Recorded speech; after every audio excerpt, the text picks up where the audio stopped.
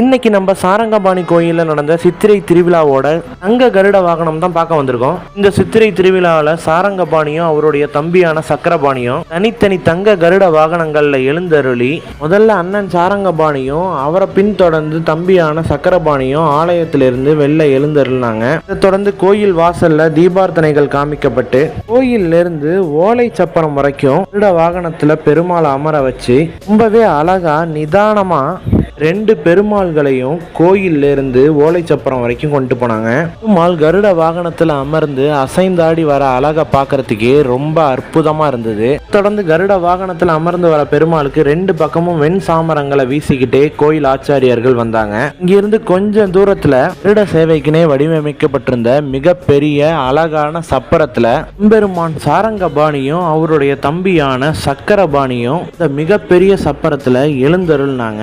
அதை தொடர்ந்து அந்த தெய்வங்களுக்கு தீபார்த்தனை காட்டப்பட்டு கோயில் ஆச்சாரியர்களால திவ்ய பிரபந்தங்கள் பாடப்பட்டு இதனைத் தொடர்ந்து பெருமாள் சாரங்கபாணியும் அவர் தம்பியான சக்கரபாணியும் ஓலை சப்பரத்துல 4 வீதிகள்லையும் வீதி உலா வந்தாங்க.